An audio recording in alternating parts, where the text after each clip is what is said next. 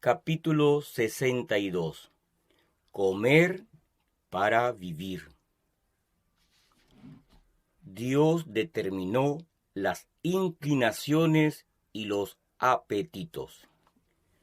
Nuestras inclinaciones naturales y apetitos fueron divinamente determinados, y cuando fueron dados al hombre eran puros y santos.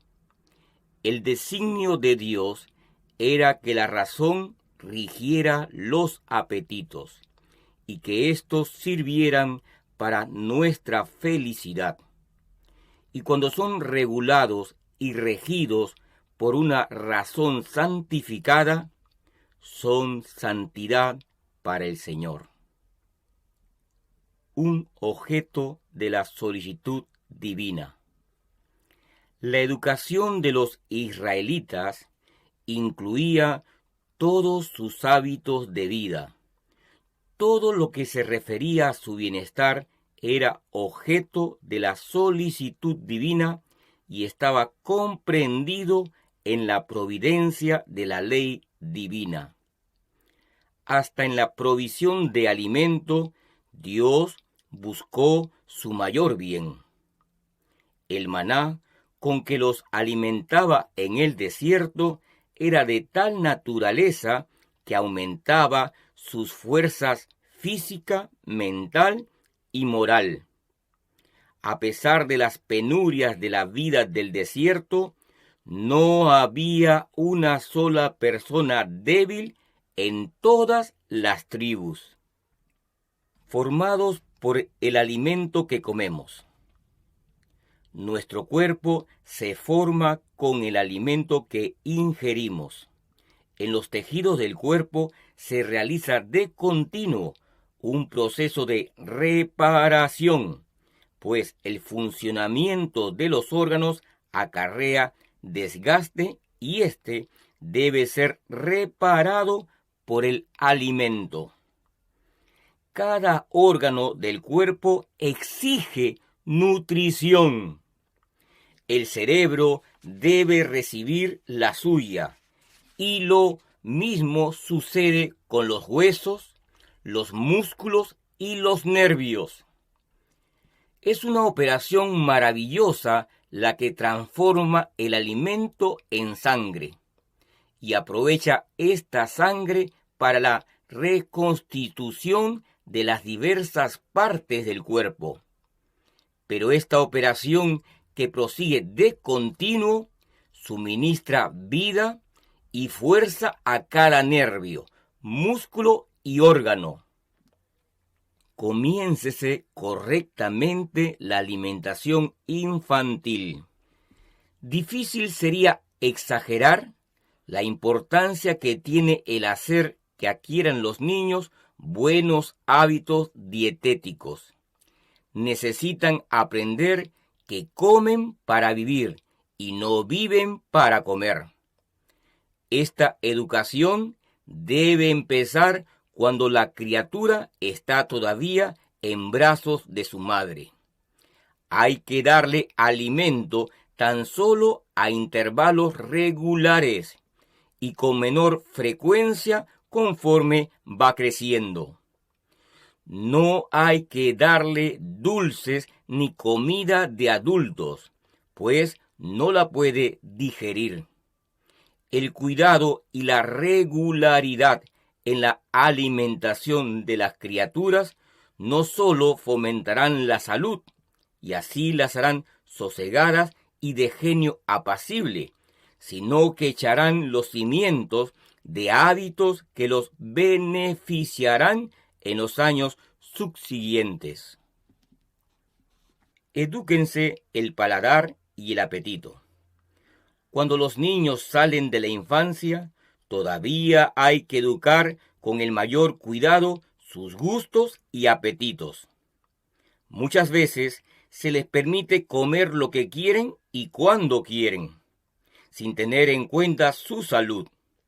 El trabajo y el dinero, tantas veces malgastados en golosinas perjudiciales para la salud, inducen al joven a pensar que el supremo objeto de la vida y lo que reporta mayor felicidad es poder satisfacer los apetitos. El resultado de tal educación es que el niño se vuelve glotón. Después le sobrevienen las enfermedades. Los padres deben educar los apetitos de sus hijos y no permitir que hagan uso de alimentos nocivos para la salud. Las facultades espirituales, mentales y físicas influidas por el régimen alimentario. Las madres que satisfacen los deseos de sus hijos a expensas de la salud y del buen genio están sembrando semillas de mal que brotarán y darán fruto. La complacencia propia se desarrolla con el crecimiento de los pequeños y se sacrifican tanto el vigor mental como el físico. Las madres que hacen esta obra cosechan con amargura la semilla que han sembrado. Ven que sus hijos crecen incapacitados en su mente y carácter para desempeñar un papel noble y útil en la sociedad o en el hogar. Bajo la influencia del alimento malsano, sufren las facultades espirituales, así como las mentales y físicas. La conciencia se embota y se daña la capacidad de captar las buenas impresiones. Elijan los mejores alimentos. Para saber cuáles son los mejores comestibles, tenemos que estudiar el plan original de Dios para la alimentación del hombre. El que creó al hombre y comprende sus necesidades, indicó a Adán cuál era su alimento. Los cereales, las frutas carnosas, las oleaginosas y las legumbres constituyen el alimento escogido para nosotros por el Creador. Prepáreselos en una forma sencilla y apetitosa. Dios ha proporcionado al hombre abundantes medios para satisfacer un apetito no pervertido. Ha desplegado delante de él los productos de la tierra, una generosa variedad de alimentos que son apetitosos para el paladar y nutritivos para el organismo. Nuestro benévolo Padre Celestial dice que podemos comer libremente de estos alimentos. Las frutas, los cereales y las verduras preparadas en una forma sencilla, sin condimentos ni grasas de ninguna clase, constituyen, con la leche o crema, el régimen más saludable. Nutren el organismo y dan un poder de resistencia y vigor al intelecto que no se consiguen mediante un régimen estimulante. El apetito no es guía seguro. Deben escogerse los alimentos que mejor proporcionen los elementos necesarios para la reconstitución del cuerpo. En esta elección, el apetito no es un guía seguro. Los malos hábitos en el comer lo han pervertido. Muchas veces pide alimento que altera la salud y causa debilidad en vez de producir fuerza. Las enfermedades y dolencias que prevalecen por doquiera provienen en buena parte de errores comunes respecto al régimen alimentario. Niños que se dejan guiar por un apetito descarriado. Mientras estábamos en los vehículos, oí que los padres decían que sus hijos tenían un apetito delicado y que a menos que se les diera carne y tortas no podían comer. cuando llegó la hora del almuerzo, observé la calidad del alimento que se daba a esos niños. Era pan blanco, tajadas de jamón condimentadas con pimienta negra, encurtidos, tortas y frutas en conserva. La faz pálida y cetrina de esos niños indicaba claramente el abuso que sufría su estómago. 2 de esos niños observaron a otra familia cuyos niños comían queso con su alimento y perdieron el deseo de comer lo que estaba delante de ellos hasta que su indulgente madre pidió un pedazo del queso para darlo a sus hijos, temiendo que sus queridos niños no pudieran continuar con su comida. La madre observaba: a mis hijos les gusta tanto esto o lo otro, y yo dejo que coman lo que quieran, porque el apetito demanda la clase de alimento que necesita el organismo. Esto podría ser correcto si el apetito no se hubiera pervertido nunca. Hay un apetito natural y un apetito pervertido. Los padres que han enseñado a sus hijos durante toda su vida a comer alimento que no es saludable y que es estimulante, hasta que se pervierte el gusto al punto de que pidan arcilla, tiza, café quemado, borra de cafeté, canela, clavo de olor y especias, no pueden pretender que el apetito demanda lo que requiere el organismo. El apetito ha sido educado falsamente hasta que se deprava.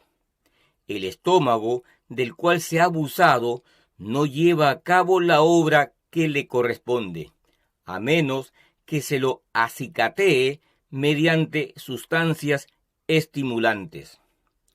Si a estos niños se los hubiera educado desde su infancia a comer solamente alimento saludable, preparado de la manera más sencilla, preservando sus propiedades naturales en todo lo posible y evitando las comidas de carne, grasa y todas las especias, el gusto y el apetito estarían indemnes. En su estado natural podrían indicar, en gran medida, el alimento mejor adaptado para las necesidades del organismo. ¿Qué diremos sobre la carne? No prescribimos un régimen definido, pero decimos que en los países donde abundan las frutas, los cereales y las nueces, la carne no es el alimento adecuado para el pueblo de Dios. Se me ha indicado que la carne propende a animalizar la naturaleza, a despojar a los hombres y mujeres del amor y la simpatía que debieran sentir por cada cual, y hace predominar las pasiones bajas sobre las facultades más elevadas del ser. Si el comer carne fue alguna vez saludable, no lo es ahora. Razones para descartar la carne como alimento. Los que comen carne no hacen más que comer cereales y verduras de segunda mano, pues el animal recibe de tales productos el alimento que lo nutre.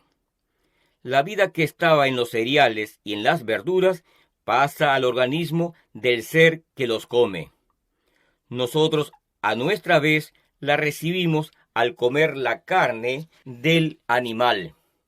¿Cuánto mejor sería aprovecharla directamente comiendo el alimento que Dios dispuso para nuestro uso? La carne nunca fue el mejor alimento, pero su uso es hoy día doblemente inconveniente, ya que el número de los casos de enfermedad aumenta cada vez más entre los animales. Los que comen carne y sus derivados no saben lo que ingieren. Muchas veces, si hubieran visto los animales vivos y conocieran la calidad de su carne, la rechazarían con repugnancia. Continuamente sucede que la gente come carne llena de gérmenes de tuberculosis y cáncer. Así se propagan estas enfermedades y otras también graves. Efectos que no se comprueban inmediatamente. Los efectos de una alimentación con carne no se advierten tal vez inmediatamente, pero esto no prueba que esa alimentación carezca de peligro. Pocos se dejan convencer de que la carne que han comido es lo que envenenó su sangre y causó sus dolencias. Muchos mueren de enfermedades debidas únicamente al uso de la carne, sin que nadie sospeche la verdadera causa de su muerte. Vuelvan al régimen alimentario original. ¿No es tiempo ya de que todos prescindan de consumir carne? ¿Cómo pueden seguir haciendo uso de un alimento cuyo efecto es tan pernicioso para el alma y el cuerpo los que se esfuerzan por llevar una vida pura, refinada y santa, para gozar de la compañía de los ángeles celestiales? ¿Cómo pueden quitar la vida a seres creados por Dios y consumir su carne con deleite? Vuelvan más bien al alimento sano y delicioso que fue dado al hombre en el principio, y tengan ellos mismos y enseñen a sus hijos a tener misericordia de los seres irracionales que Dios creó y puso bajo nuestro dominio. La conducta de los que esperan el regreso de Cristo. Entre los que esperan la venida del Señor, el comer carne finalmente se abandonará. La carne dejará de ser parte de su alimentación. Siempre deberíamos tener eso en vista y esforzarnos para trabajar constantemente hacia ese fin. No puedo pensar que al comer carne estemos en armonía con la luz que a Dios le plugó darnos. Volvamos al propósito de Dios. Vez tras vez se me ha mostrado que Dios está llevando a su pueblo de vuelta a su propósito original. Esto es, no subsistir de la carne de animales muertos. Él desea que enseñemos a la gente un camino mejor. Si se elimina la carne, si el gusto no se educa en ese sentido, si se fomenta el deseo de frutas y cereales, pronto será como Dios lo dispuso en el principio. Su pueblo no consumirá carne. Instrucciones concernientes a un cambio en la alimentación.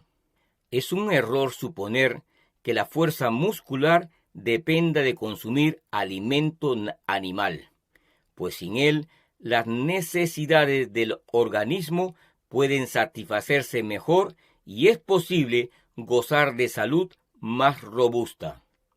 Los cereales, las frutas, las oleaginosas y las verduras contienen todas las propiedades nutritivas para producir buena sangre.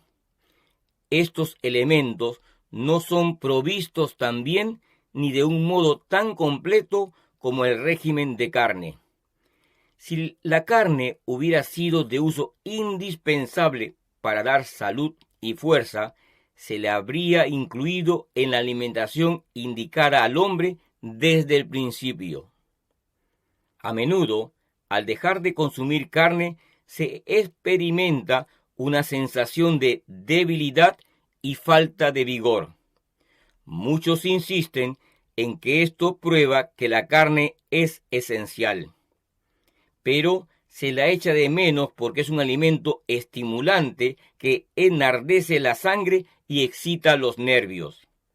A algunos les es tan difícil dejar de comer carne como a los borrachos renunciar al trago, y sin embargo se beneficiarían con el cambio. Cuando se deja la carne, hay que sustituirla con una variedad de cereales, oleaginosas, legumbres, verduras y frutas nutritivas y agradables al paladar.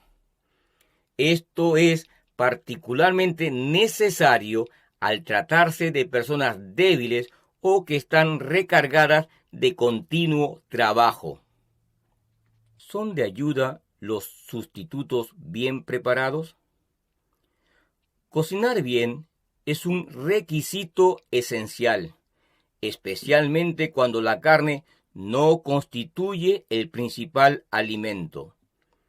Algo debe prepararse para ocupar el lugar de la carne, y esos sustitutos de la carne deben ser bien preparados de modo que no se la eche de menos. Conozco familias que han cambiado de un régimen basado en la carne a otro deficiente. Su alimento está tan mal preparado que repugna al estómago. Y estas personas me han dicho que la reforma pro salud no les sienta, pues están perdiendo fuerza física. Esta es una razón por la cual algunos no han tenido éxito en sus esfuerzos para simplificar su alimentación. Siguen un régimen pobre, preparan sus alimentos sin esmero ni variación. No debe haber muchas clases de alimentos en una comida, pero cada comida no debe estar compuesta invariablemente de las mismas clases de alimentos. El alimento debe prepararse con sencillez, aunque en forma esmerada, para que incite al apetito. Venzamos el apetito antinatural. Las personas acostumbradas a un régimen cargado y muy estimulante tienen el gusto pervertido y no pueden apreciar de buenas a primeras un alimento sencillo. Se necesita tiempo para normalizar el gusto y para que el estómago se reponga del abuso. Pero los que perseveren en el uso de alimentos sanos los encontrarán sabrosos al cabo de algún tiempo.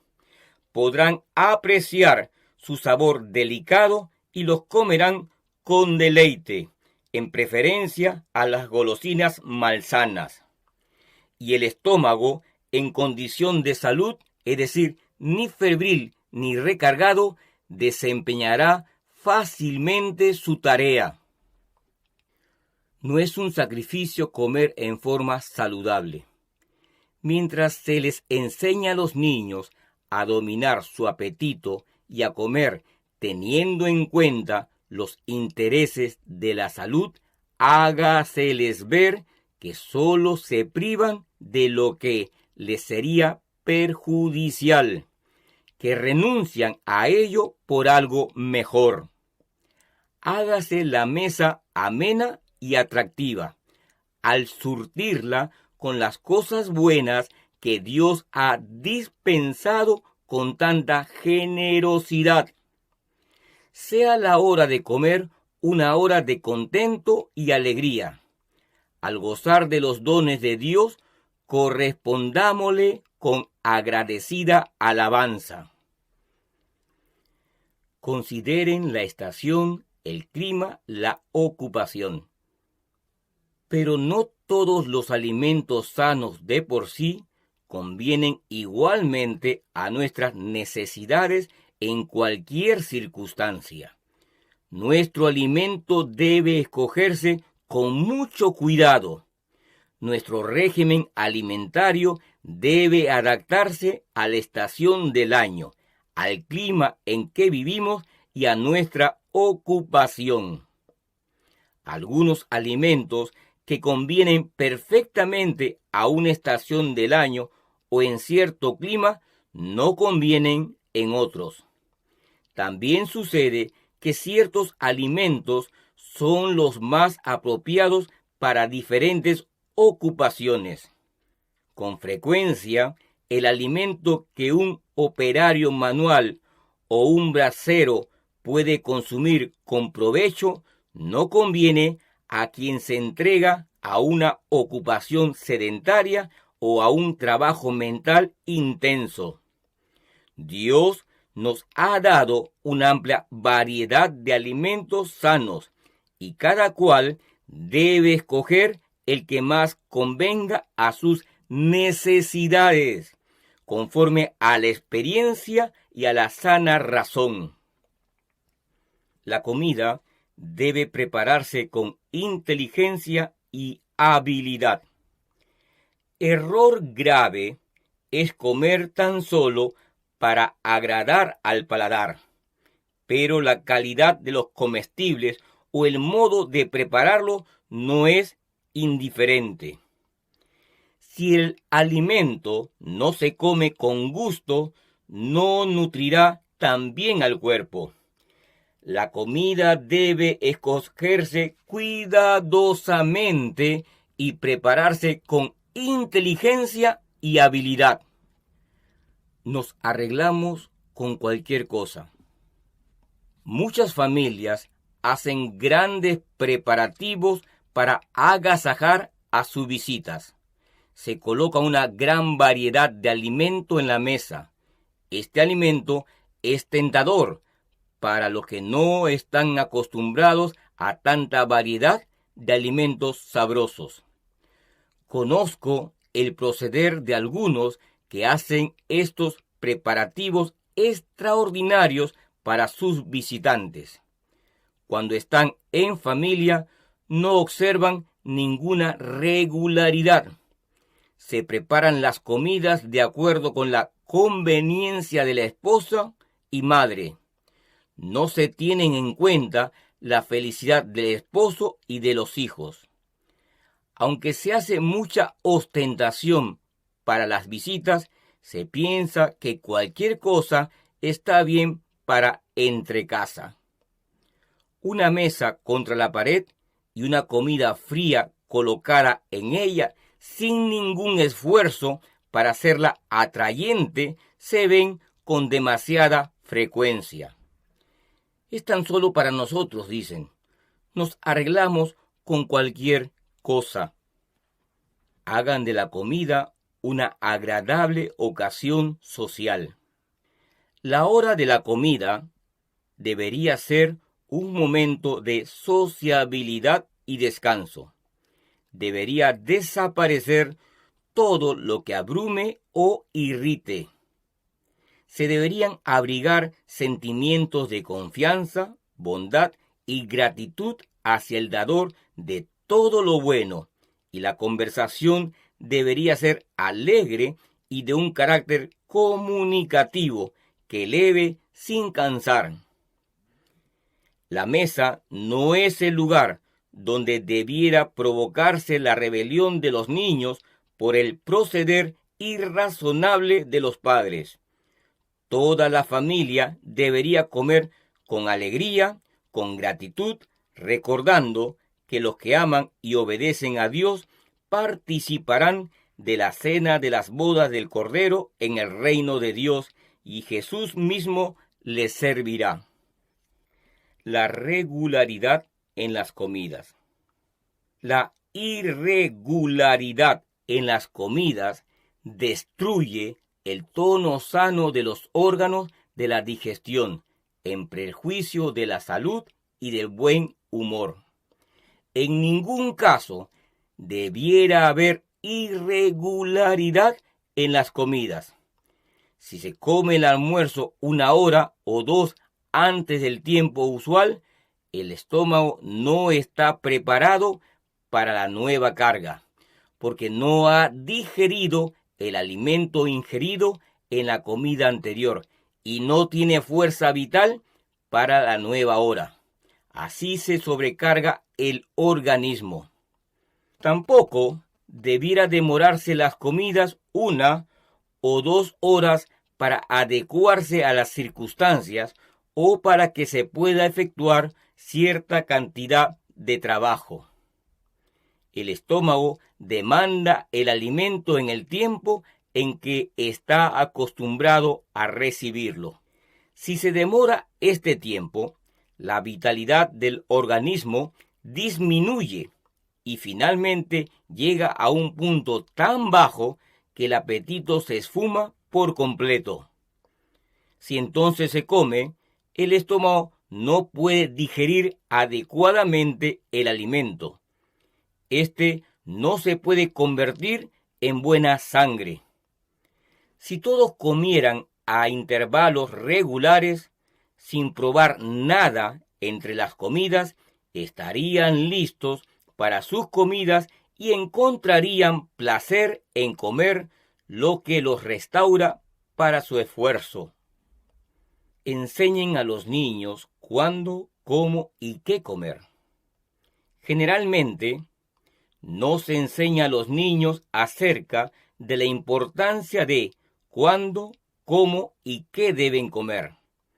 Se les permite satisfacer sus antojos libremente, que coman todo el tiempo, que se sirvan fruta cuando se sienten tentados a hacerlo.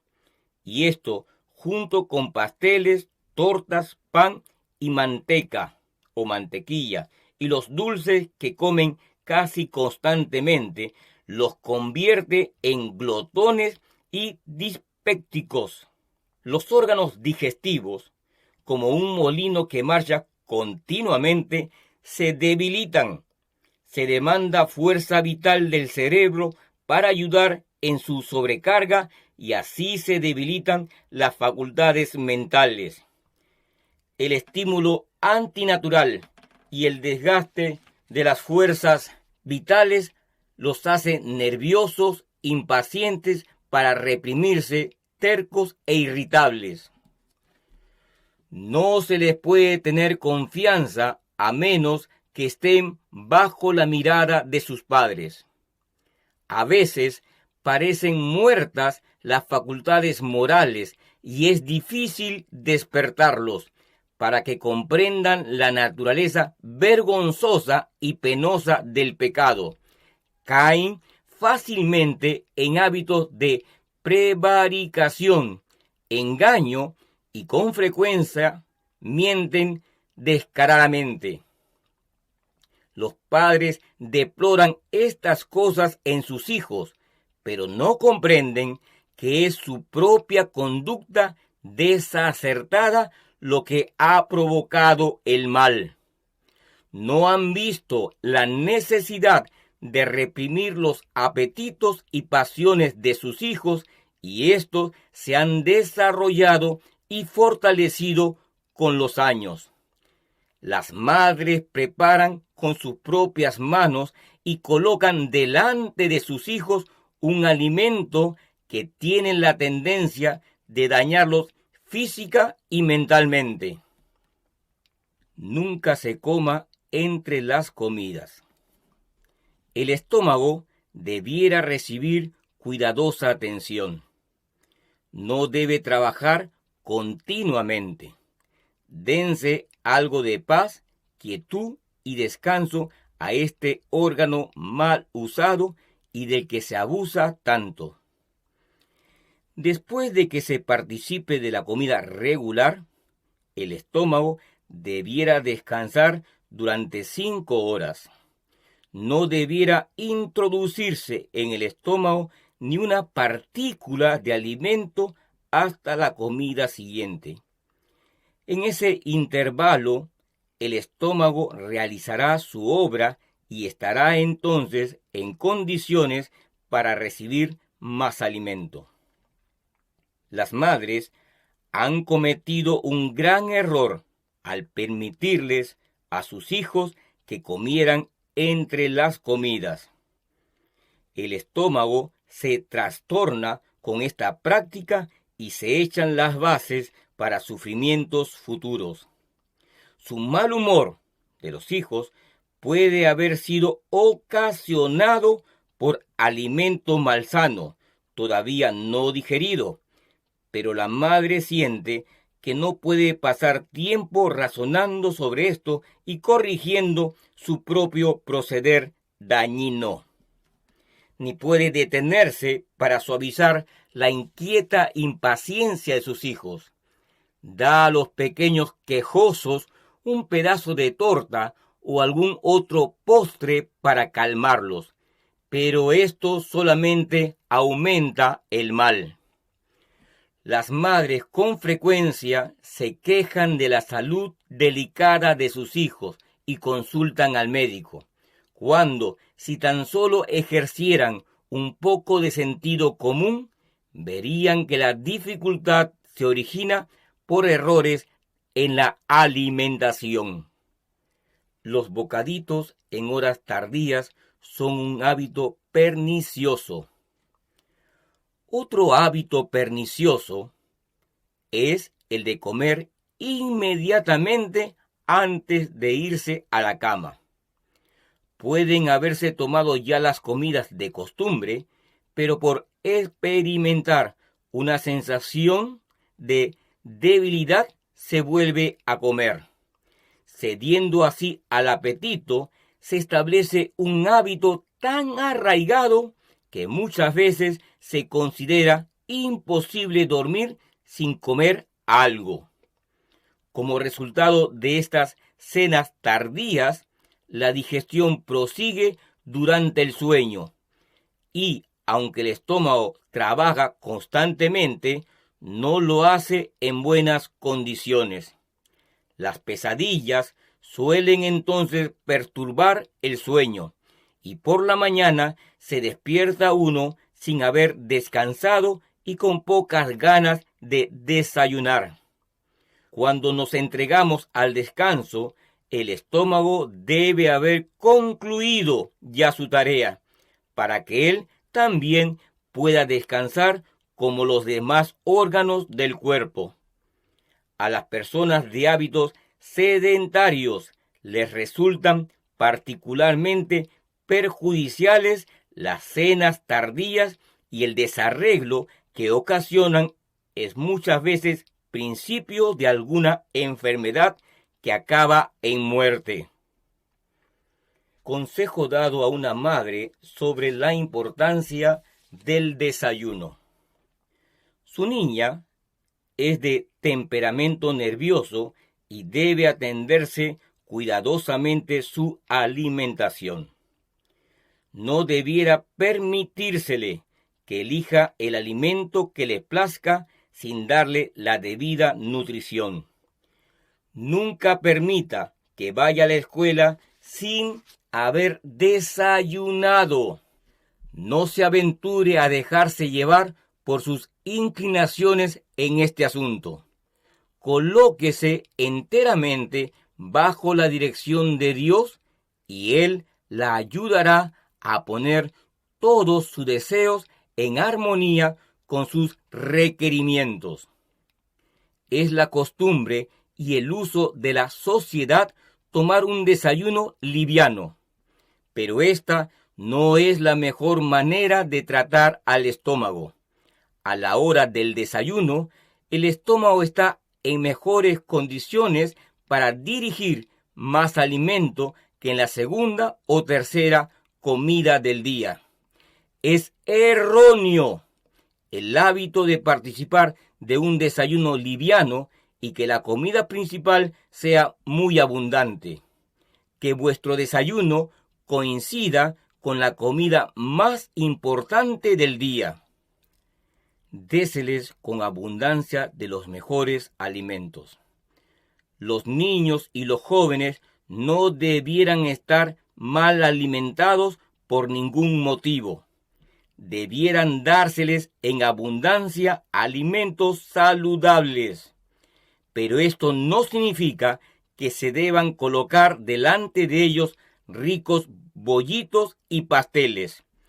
Deberían participar del mejor ejercicio y del mejor alimento, pues estos son importantes para las facultades mentales y morales. Una alimentación sana y adecuada será uno de los medios por los cuales se preserve la digestión debida. Particípese de esto con moderación. Con frecuencia, los padres cometen el error de dar a sus hijos demasiado alimento. Esos niños se vuelven dispépticos. Es esencial la moderación en el consumo aún de buenos alimentos. Padres, coloquen delante de sus hijos la cantidad que deben comer.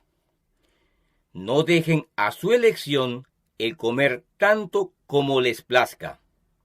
Padres, a menos que se tenga en cuenta esto, la percepción de sus hijos será embotada. Irán a la escuela, pero no podrán aprender todo lo que debieran, pues el vigor que debiera ir al cerebro se emplea en el alimento de más que sobrecarga el estómago. Los padres necesitan ser educados con el fin de no dar demasiado alimento a los niños, pues así se debilitarán en vez de robustecerse. Los padres, y no los hijos, deben tener la última palabra. Enséñeseles a dominar su apetito, a estar agradecidos por la alimentación simple y sencilla que Dios les da. No deben permitir que les digan lo que deben comer, sino ustedes deben determinar qué es lo mejor para ellos. Es un pecado que permitan que sus hijos murmuren y se quejen de los buenos alimentos saludables, tan solo porque no coinciden con su apetito depravado.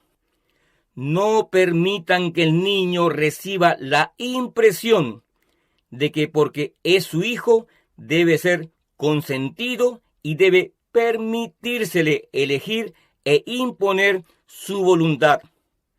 No debería permitírsele elegir alimentos que no son buenos para él, sencillamente porque los quiere.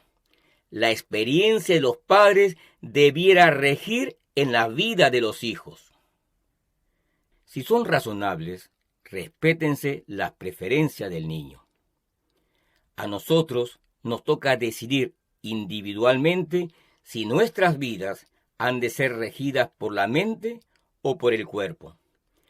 Cada joven por sí mismo debe hacer la elección que amoldará su vida, y no se deberían ahorrar esfuerzos para hacerle comprender las fuerzas con las cuales tiene que habérselas y las influencias que modelan el carácter y determinan el destino. En la educación de los niños y de los jóvenes debería enseñárseles que los hábitos en las comidas, bebidas y vestido que han sido formados de acuerdo con las normas del mundo no están de acuerdo con las leyes de la salud y de la vida, y deben estar bajo el dominio de la razón y del intelecto. No debiera permitirse que el poder del apetito y la fuerza del hábito dominen a los dictados de la razón. Con el fin de lograr este propósito, los jóvenes deberían tener blancos y motivos más elevados que la mera satisfacción biológica de comer y beber. Efectos abarcadores del apetito pervertido. Algunos no están impresionados con la necesidad de comer y beber para la gloria de Dios. La satisfacción del apetito los afecta en todas las relaciones de la vida. Esto se ve en la familia, en la iglesia, en la reunión de oración y en la conducta de sus hijos. Es la maldición de su vida. Les impide entender las verdades para estos últimos días. Vivir saludablemente es una obligación personal. Lo que comemos y bebemos tiene una relación importante con nuestra vida y carácter. Y los cristianos deberían colocar sus hábitos de comer y beber en conformidad con las leyes de la naturaleza. Debemos sentir nuestra obligación ante Dios en estos asuntos. La obediencia a las leyes de la salud debiera ser motivo de intenso estudio, pues es pecado la ignorancia voluntaria de este tema. Cada uno debería sentir su obligación personal de poner en práctica las leyes del vivir saludable. Capítulo 63. Temperancia en todas las cosas. La intemperancia causa la mayoría de los males de la vida. La intemperancia es la base de una buena parte de los males de la vida. Anualmente destruye a decenas de miles. No restringimos la intemperancia al empleo de bebidas alcohólicas, sino que le damos un significado más amplio que incluye la complacencia dañina de cualquier apetito o pasión. Por causa de la intemperancia, algunos sacrifican una mitad, otros los 2/3 de sus facultades físicas, mentales y morales, y se hacen juguetes del enemigo. La excesiva complacencia es pecado. La excesiva complacencia en comer, beber, dormir o ver es pecado. La armoniosa y saludable acción de todas las facultades del cuerpo y de la mente da como resultado la felicidad. Y mientras más elevadas y refinadas sean las facultades, más pura y sin mezcla será la felicidad. La temperancia es un principio de la vida religiosa. Ha de enseñarse y practicarse la temperancia en todas las cosas de esta vida.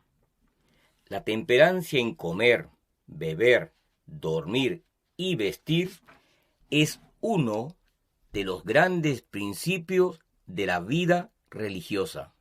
La verdad, colocada en el santuario del alma, guiará en el trato del cuerpo.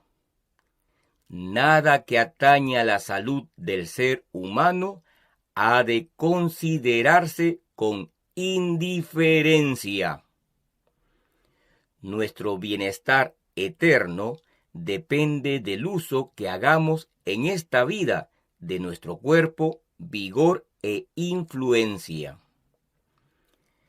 Tan solo se nos da esta vida aquí en alquiler, y cada uno debiera preguntarse: ¿cómo puedo invertir mi vida para que dé la mayor utilidad?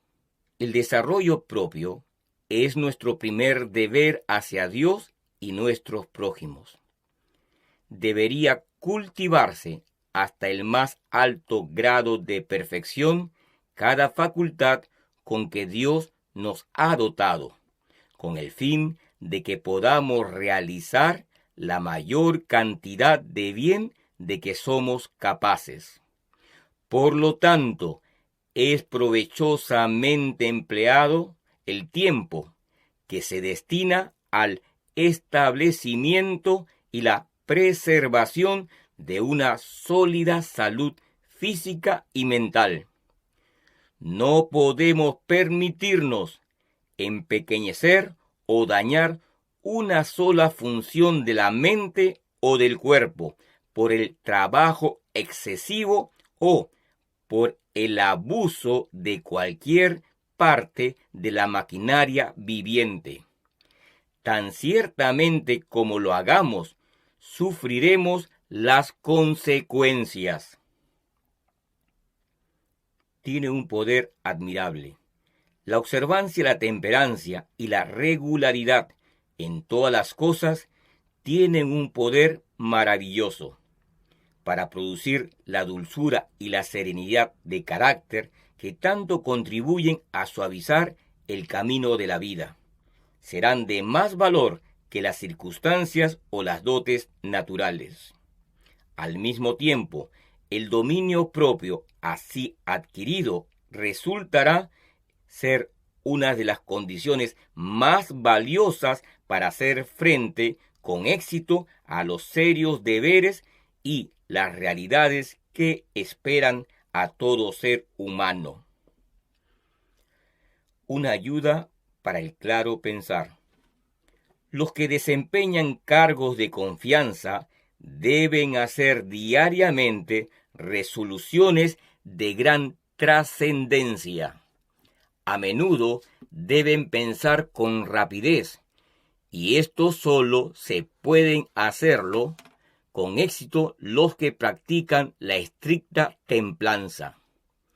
La mente se fortalece bajo la influencia del correcto tratamiento dado a las facultades físicas e intelectuales.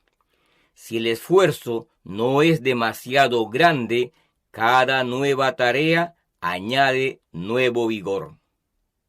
Los hábitos de templanza dan ricas recompensas.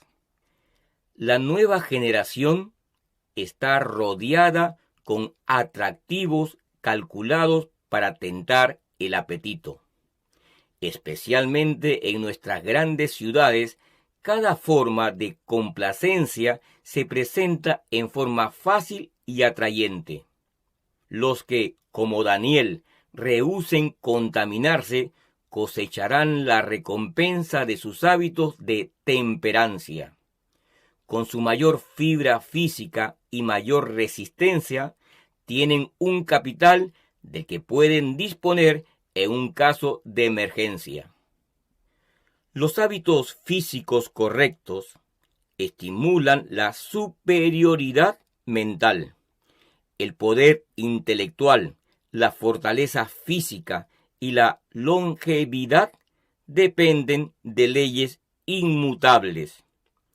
En esto no hay nada librado al azar o a la casualidad. El Dios de la naturaleza no intervendrá para preservar a los hombres de las consecuencias de haber violado las leyes de la naturaleza. Para tener salud perfecta, debe ser sobrio en todo. Es necesaria la temperancia en todas las cosas para preservar la salud. Nuestro Padre Celestial envía la luz de la reforma pro salud para preservar contra los males que resultan de un apetito depravado. Para los que aman la pureza y la santidad, puedan saber cómo usar con discreción las cosas buenas que Él les ha provisto, y para que, ejercitando la sobriedad en la vida diaria, puedan ser santificados por la verdad. La templanza precede a la santificación.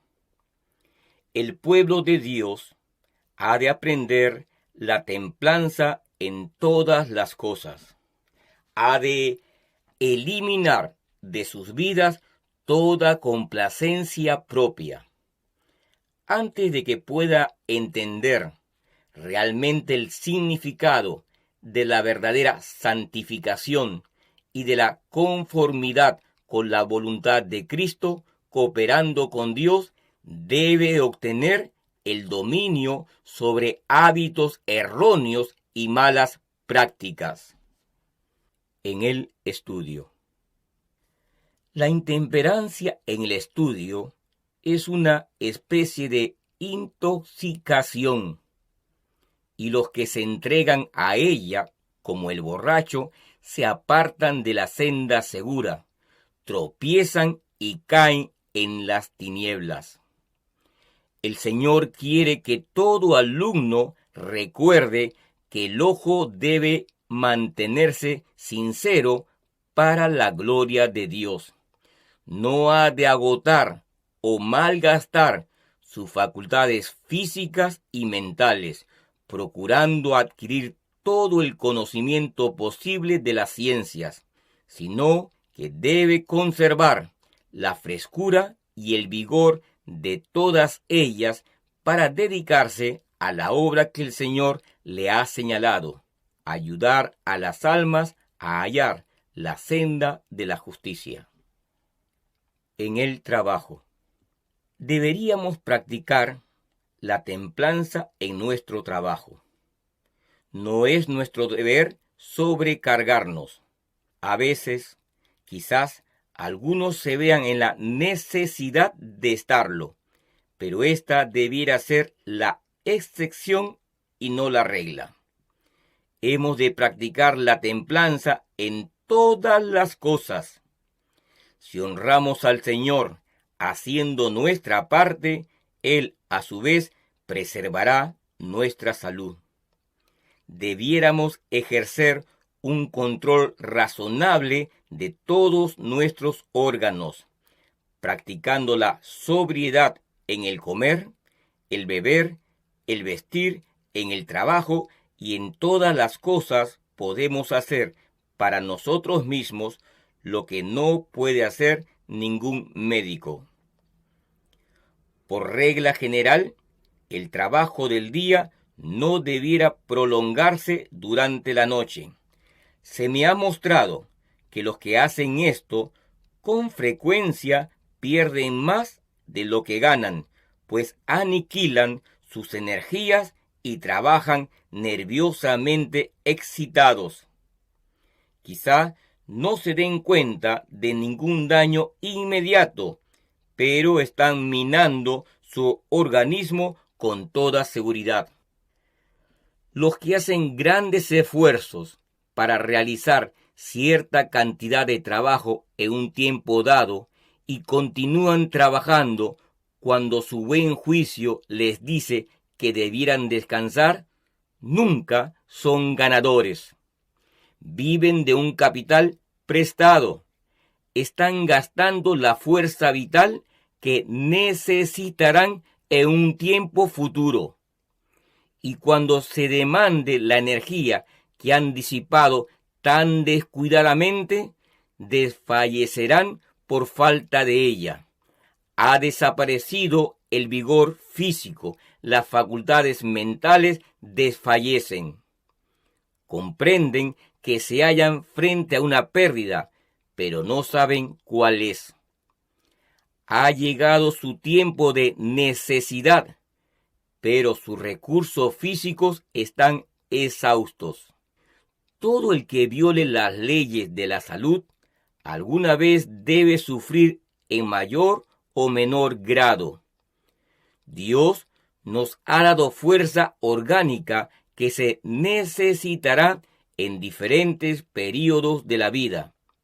Si disipamos esa fuerza descuidadamente mediante una sobrecarga continua, alguna vez seremos perdedores. En el vestir. En todo aspecto debemos vestir conforme a la higiene. Sobre todas las cosas, Dios quiere que tengamos salud tanto del cuerpo como del alma. Debemos colaborar con Dios para asegurar esa salud. En ambos sentidos nos beneficia la ropa saludable. Esta debe tener la elegancia, la belleza y la idoneidad de la sencillez. Cristo nos previno contra el orgullo de la vida, pero no contra su gracia y belleza natural. En el comer. La verdadera temperancia nos enseña a no participar en absoluto de todo lo que es dañino y a consumir juiciosamente lo que es saludable. Hay pocos que comprenden cómo debieran todo lo que sus hábitos de vida tienen que ver con su salud, su carácter, su utilidad en este mundo y su destino eterno. El apetito siempre debería estar subordinado a las facultades morales e intelectuales. El cuerpo debería ser siervo de la mente y no la mente del cuerpo. Los que comen y trabajan desmedida e irrazonablemente hablan y actúan irrazonablemente también. No es necesario beber licores para ser intemperante. El pecado de comer con intemperancia, comer demasiado frecuentemente, demasiada cantidad y alimentos indigestos y malsanos, destruye la acción saludable de los órganos digestivos, afecta el cerebro y pervierte el juicio, impidiendo el pensar y el actuar en forma racional, tranquila y saludable. Cuidado especial de no comer demasiado. En 9 casos de 10 hay más peligro en comer demasiado que en comer de menos. Hay muchos enfermos que no padecen de ninguna enfermedad. La causa de sus dolencias es la complacencia del apetito. Piensan que si el alimento es saludable, pueden comer todo lo que les plazca. Este es un gran error. Las personas cuyas facultades, funciones biológicas, están debilitadas, debieran comer una cantidad moderada y aún limitada de alimento. El organismo entonces estará capacitado para hacer su obra bien y fácilmente, y se ahorrará una gran cantidad de sufrimiento. No nieguen a Dios por un acto de intemperancia. Hemos sido comprados con un precio. Por lo tanto, debemos glorificar a Dios en nuestro cuerpo y nuestro espíritu, que son suyos. No hemos de negarlo por un acto de intemperancia, pues el unigénito Hijo de Dios nos ha comprado a un costo infinito, el mismo sacrificio de su vida. No murió por nosotros para que nos convirtiéramos en esclavos de malos hábitos, sino para que llegáramos a ser hijos e hijas de Dios que le sirven con todas las facultades del ser.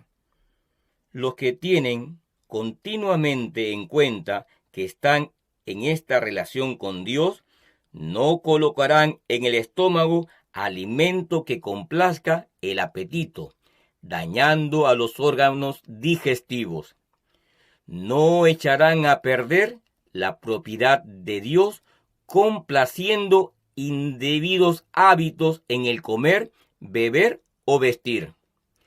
Tendrán gran cuidado de la máquina humana, comprendiendo que deben hacer esto con el fin de trabajar como colaboradores con Dios. Él ordena que sean sanos, felices y útiles.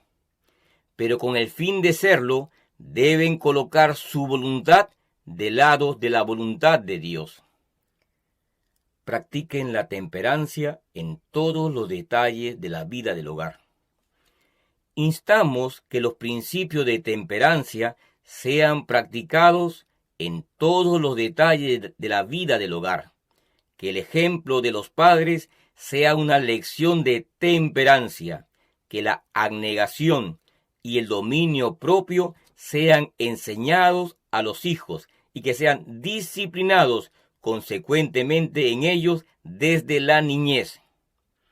En el círculo familiar y en la iglesia debería colocarse la temperancia cristiana en una plataforma elevada. Debería ser un elemento viviente y actuante que reforme los hábitos, el genio y el carácter. Conducción del niño. Capítulo 64. El hogar y la campaña pro temperancia. La intemperancia está en plena acción. La intemperancia todavía efectúa sus estragos. La iniquidad, en toda forma, se levanta como una poderosa barrera para impedir el progreso de la verdad y de la justicia. Los errores sociales nacidos de la ignorancia y del vicio todavía causan incontables daños y arrojan su funesta sombra tanto sobre la Iglesia como sobre el mundo. La depravación juvenil aumenta en vez de disminuir. Solo un ferviente y continuo esfuerzo será efectivo para eliminar esta desoladora maldición. El conflicto con los intereses y apetitos, con los malos hábitos y las pasiones impías será violento y a muerte. Solo los que actúan movidos por principios pueden ganar la victoria en esta contienda.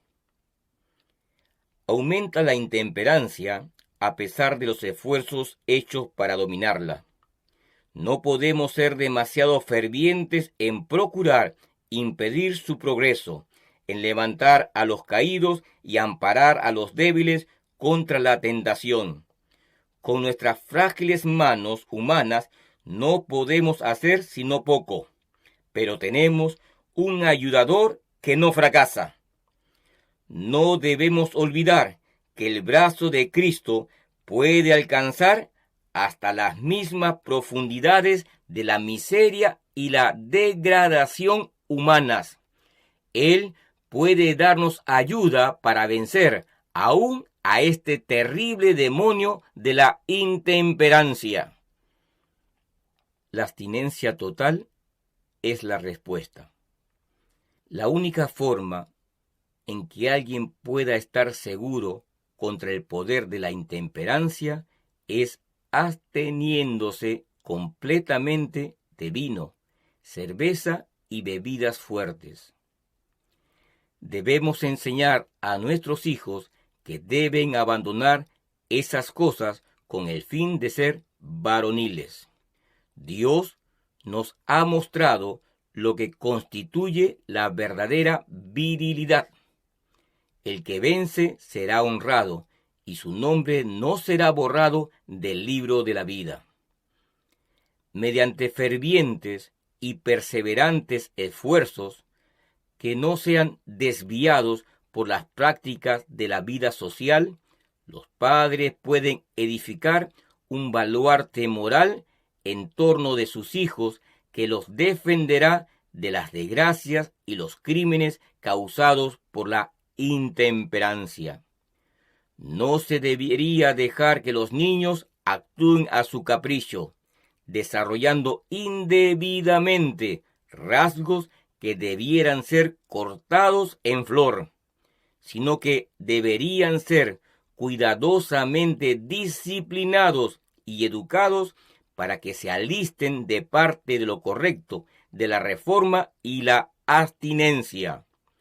Entonces tendrán independencia moral en cada crisis para hacer frente a la tormenta de oposición que seguramente asaltará a los que se colocan del lado de la verdadera reforma.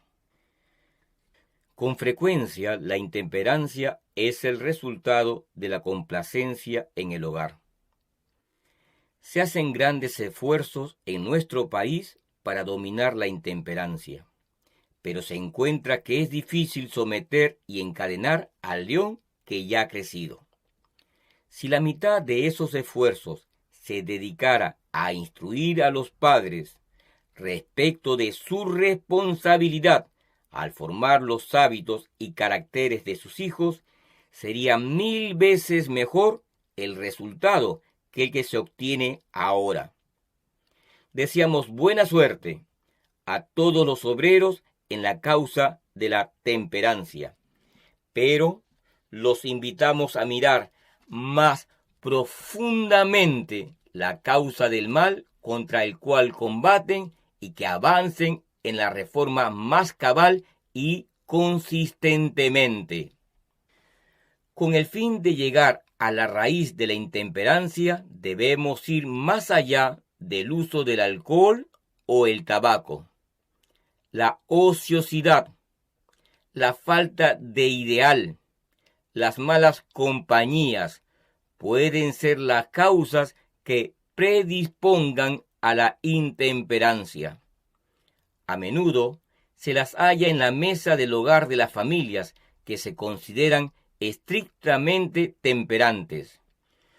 Todo lo que desordene la digestión, que cree una excitación mental anormal o que de cualquier modo enerve el organismo, perturbando el equilibrio de las facultades mentales y físicas, debilita el dominio de la mente sobre el cuerpo y tiende así hacia la intemperancia.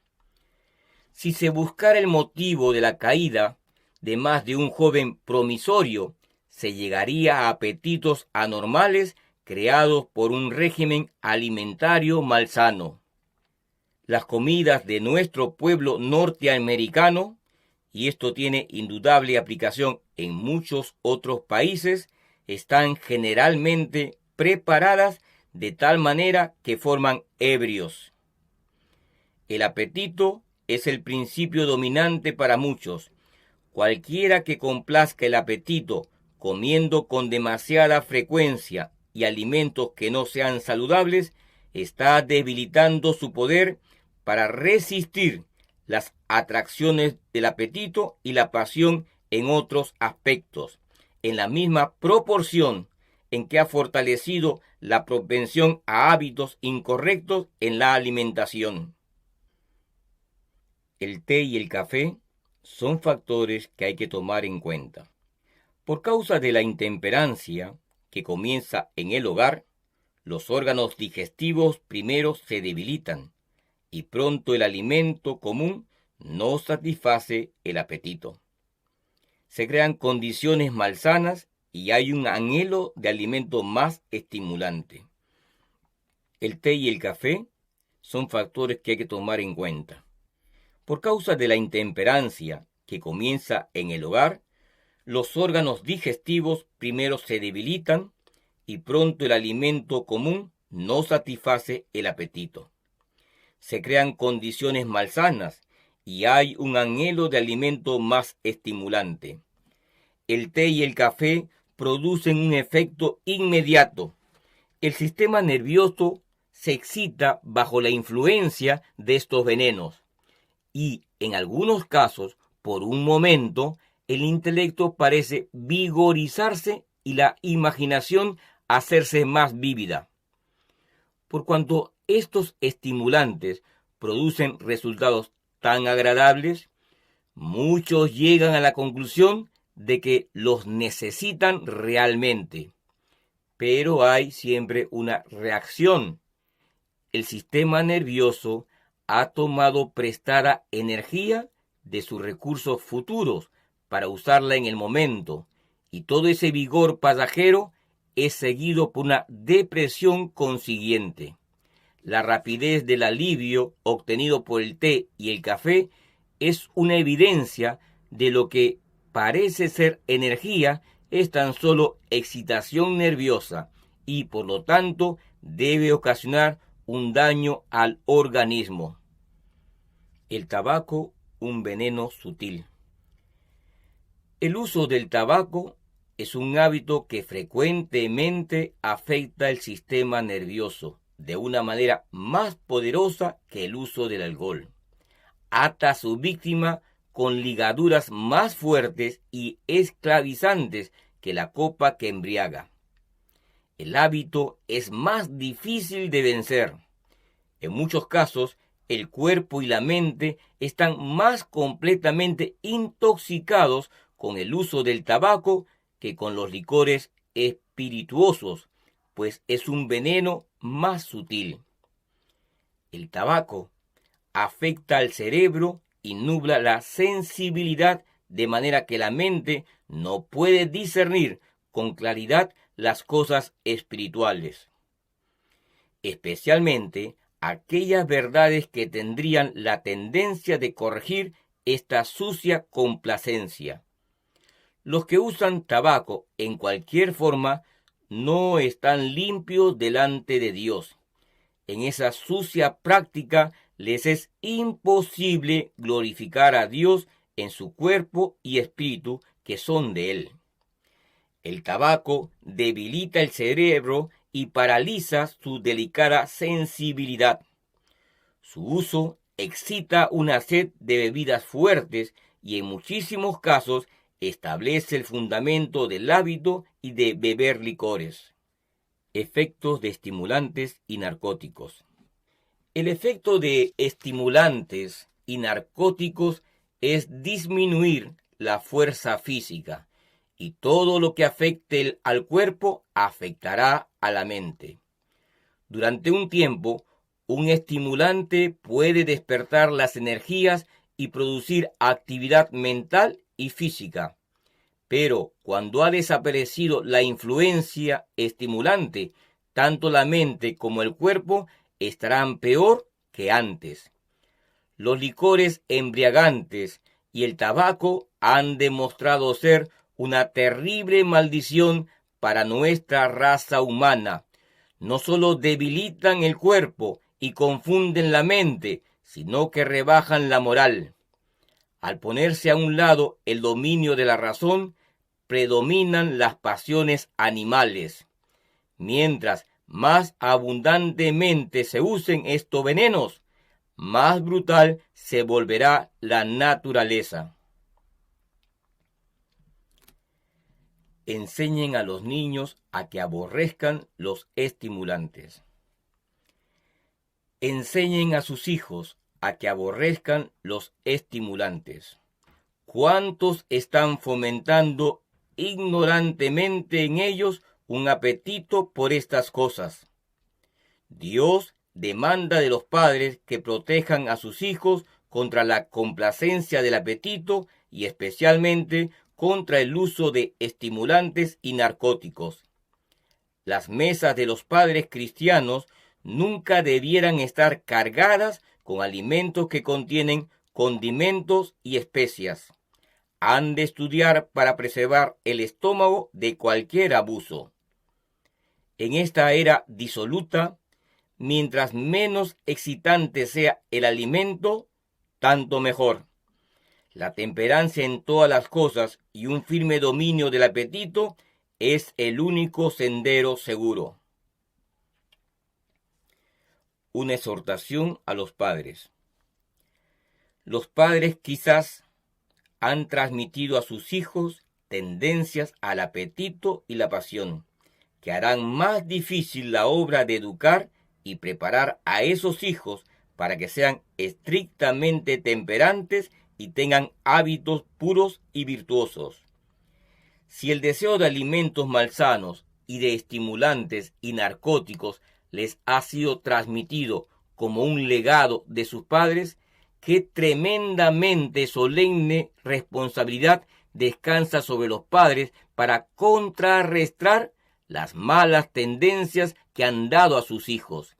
Cuán ferviente y diligentemente debieran trabajar los padres para cumplir con su deber, con fe y esperanza en favor de sus descendientes infortunados. Deben educarse los gustos y el apetito. Los padres deberían considerar como su primera ocupación el comprender las leyes de la vida y la salud, con el fin de que no hagan nada en la preparación del alimento o por medio de cualquier otro hábito que desarrolle tendencias erróneas en sus hijos. Cuán cuidadosamente deberían estudiar las madres con el fin de presentar sus mesas con los alimentos más sencillos y saludables, para que no se debiliten los órganos digestivos, no se desequilibre la energía nerviosa y no se contrarreste la instrucción que deberían dar a sus hijos a causa del alimento que se coloca delante de ellos. Este alimento debilita o fortalece el estómago y tiene mucho que ver en el control de la salud física y moral de los hijos, que son propiedad de Dios comprada con sangre. Qué sagrado encargo es entregado a los padres, resguardar la naturaleza física y moral de sus hijos, de modo que el sistema nervioso sea bien equilibrado y no se ponga en peligro el alma. Nuestras hermanas pueden hacer mucho en la obra de la salvación de los demás, al poner sobre sus mesas únicamente alimentos sanos y nutritivos. Pueden dedicar su precioso tiempo a educar los gustos y apetitos de sus hijos, a hacerles adquirir hábitos de temperancia en todas las cosas y a estimular la abnegación y la benevolencia para beneficio de los demás. Son responsables los padres negligentes. Para evitar la tarea de educar pacientemente a sus hijos en hábitos de abnegación, muchos padres los complacen dándoles de comer y beber lo que les plazca. El deseo de satisfacer el gusto y complacer las inclinaciones no disminuye con el correr de los años, y esos jóvenes mimados, al crecer, son gobernados por el impulso, son esclavos del apetito. Cuando ocupan su lugar en la sociedad y comienzan la vida por sí mismos, no tienen poder para resistir la tentación. En el glotón, el aficionado al tabaco y el ebrio, vemos los malos resultados de la educación errónea. Cuando oímos los tristes lamentos de hombres y mujeres cristianos por los terribles males de la intemperancia, inmediatamente surgen las preguntas: ¿quiénes han educado a los jóvenes? ¿Quiénes han fomentado en ellos esos deseos ingobernables? ¿Quiénes han descuidado la solemne responsabilidad de formar sus caracteres para la utilidad en esta vida y para la compañía de los ángeles celestiales en la venidera? La verdadera obra comienza en el hogar. Es en el hogar donde debe comenzar la verdadera obra. La mayor responsabilidad descansa sobre los que tienen la misión de educar a los jóvenes, de formar su carácter. Esta es una obra para las madres, ayudar a sus hijos a formar hábitos correctos y gustos puros, a desarrollar fibra moral, verdadero valor moral. Enséñenles que no deben ser arrastrados por otros, que no han de doblegarse ante influencias erróneas, sino que deben influir sobre otros para bien, para ennoblecer y elevar a aquellos con quienes se relacionan. Enséñenles que si se unen con Dios, tendrán fortaleza de Él para resistir las más fieras tentaciones. La temperancia no es un asunto de broma. Muchos hacen del tema la temperancia un asunto de broma. Pretenden que al Señor no le preocupan cuestiones tan insignificantes como nuestro comer y beber.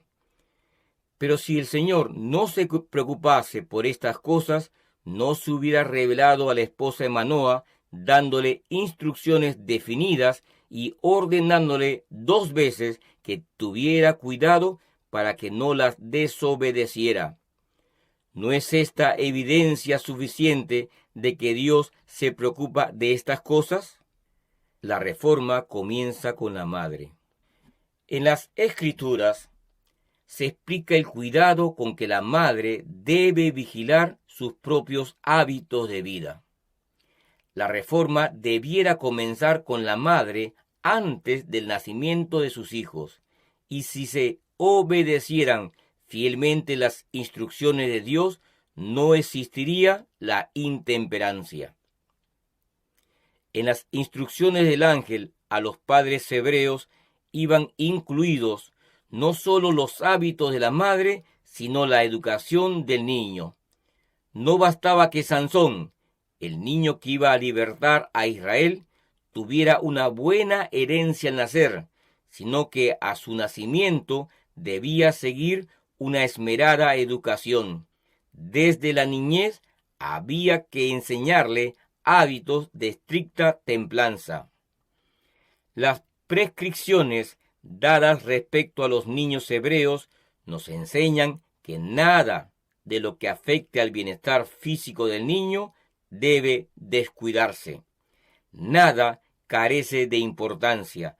Toda influencia que afecte a la salud del cuerpo repercute en el espíritu y en el carácter. La temperancia y el dominio propio deberían enseñarse desde la cuna. Sobre la madre descansa en gran medida el peso de este trabajo y, ayudada por el padre, puede llevarlo adelante con éxito. Continúense las lecciones en el hogar y en la escuela.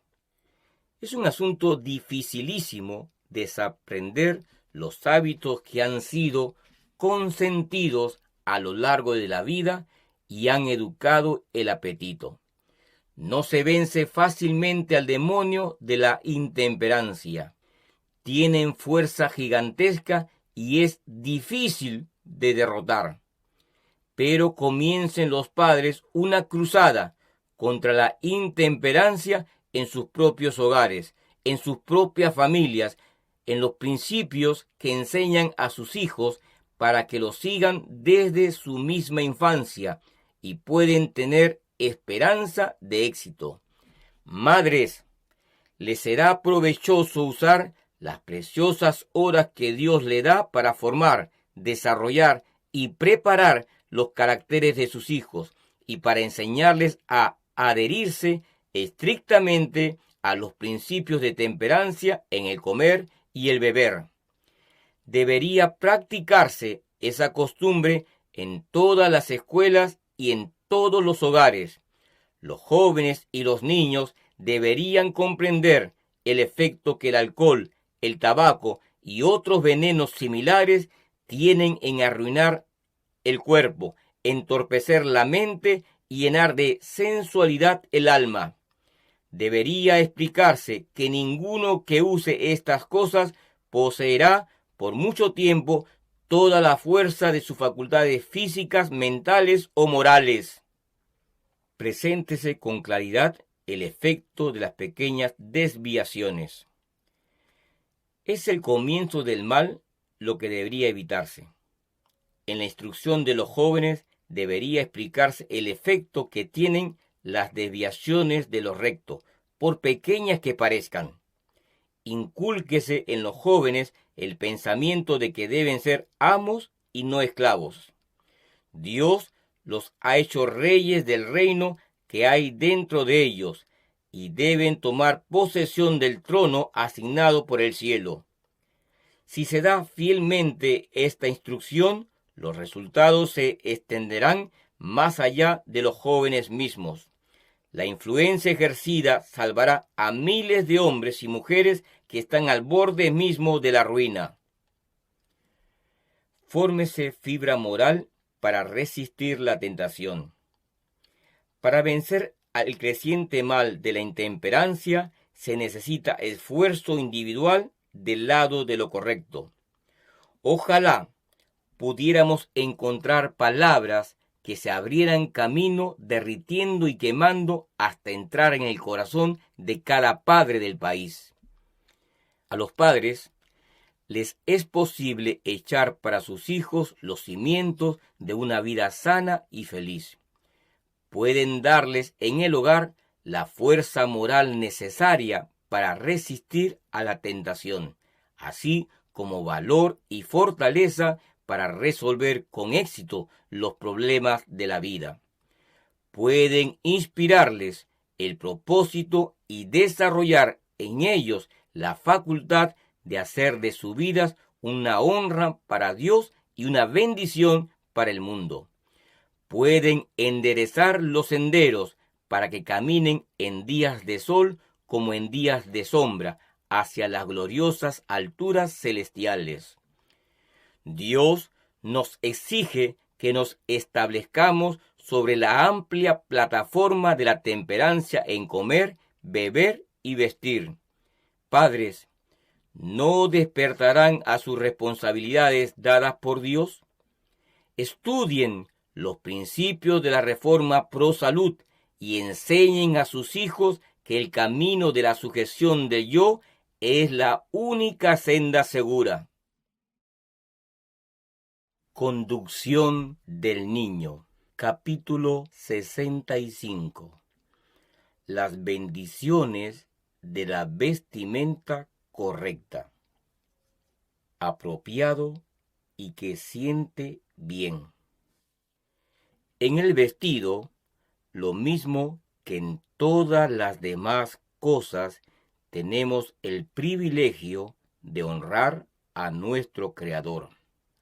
Él no solo desea que nuestra vestimenta sea limpia y saludable, sino también apropiada y que nos siente bien. Debemos tratar de sacar el mejor partido de nuestra apariencia. En el servicio del tabernáculo, Dios explicó todo detalle concerniente a las vestiduras de los que ministraban delante de él. Esto nos enseña que él tiene una preferencia con respecto a la indumentaria de los que lo sirven. Fueron muy específicas las instrucciones dadas acerca de las vestiduras de Aarón, porque eran simbólicas. Así, la indumentaria de los que siguen a Cristo debe ser simbólica. En todas las cosas hemos de ser representantes de Él. Nuestra apariencia, en todo respecto, debe caracterizarse por el aseo, la modestia y la pureza. Las cosas de la naturaleza son ilustraciones.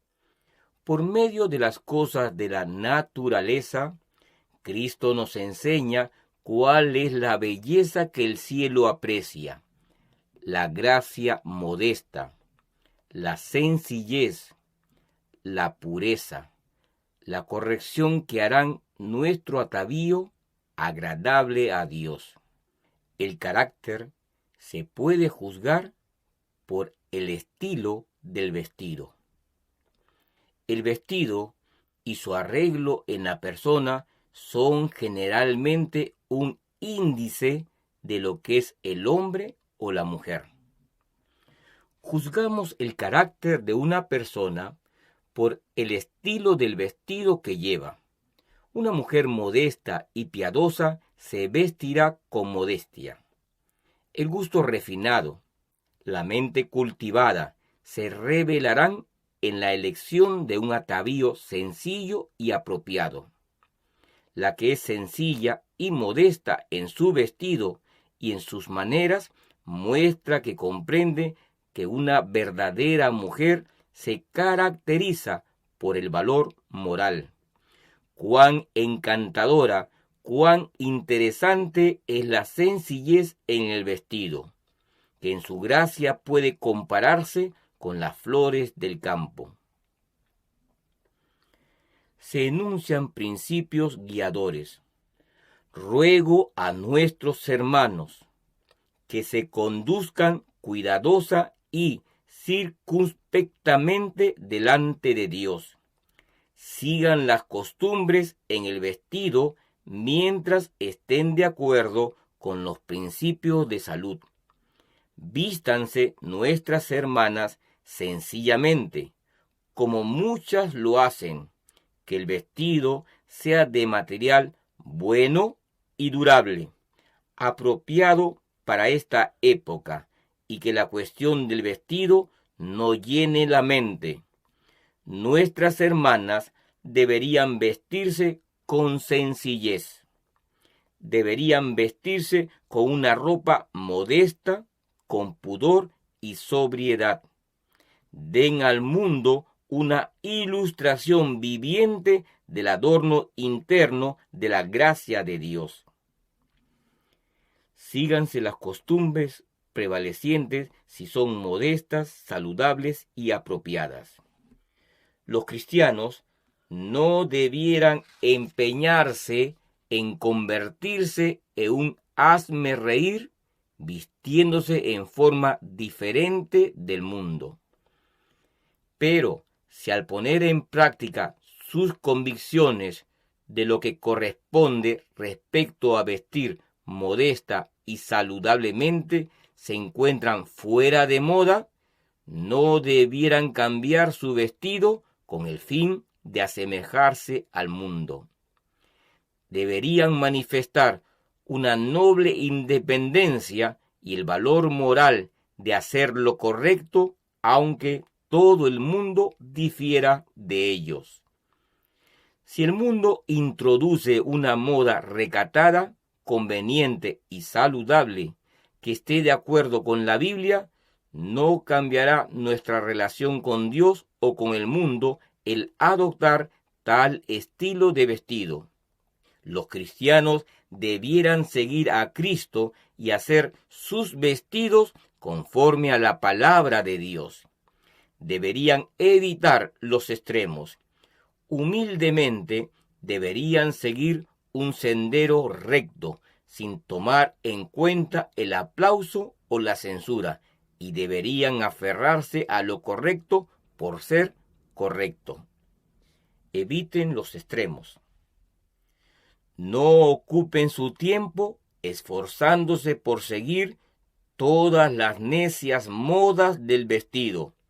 Vístanse pulcra y atractivamente, pero no se conviertan en el objeto de observaciones, ya sea por estar demasiado ataviados o por vestirse de una forma descuidada y desasiada. Procedan como si supieran que el ojo del cielo está sobre ustedes y que viven bajo la aprobación o desaprobación de Dios. El cuidado en el vestido no debe confundir con el orgullo. Hay quienes continuamente insisten tanto sobre el orgullo y el vestido que descuidan sus propios atavíos y que piensan que la suciedad es una virtud y se visten sin prolijidad y sin gusto.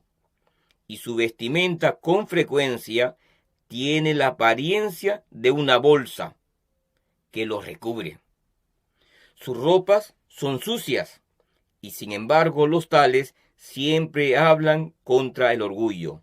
Clasifican a la decencia y a la limpieza con el orgullo. Los que son desprolijos y desasiados en el vestido rara vez se distinguen por su conversación elevada y poseen sentimientos poco refinados. A veces consideran que la extravagancia y la tosquedad son muestras de humildad. Cristo nos advirtió. Cristo hizo resaltar la devoción al vestido y previno, sí, ordenó a sus seguidores que no se preocuparan demasiado por él. Y por el vestido, ¿por qué os afanáis? Considerad los lirios del campo, cómo crecen. No trabajan ni hilan, pero os digo que ni aun Salomón, con toda su gloria, se vistió así como uno de ellos.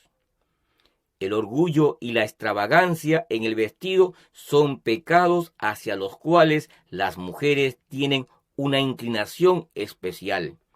De ahí que estas advertencias se refieran directamente a ellas.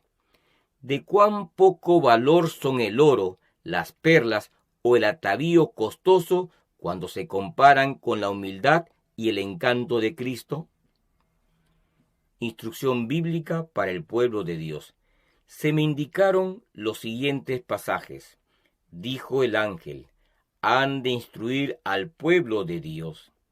Asimismo, que las mujeres se atavíen de ropa decorosa, con pudor y modestia, no con peinado ostentoso, ni oro, ni perlas, ni vestidos costosos, sino con buenas obras, como corresponde a mujeres que profesan piedad.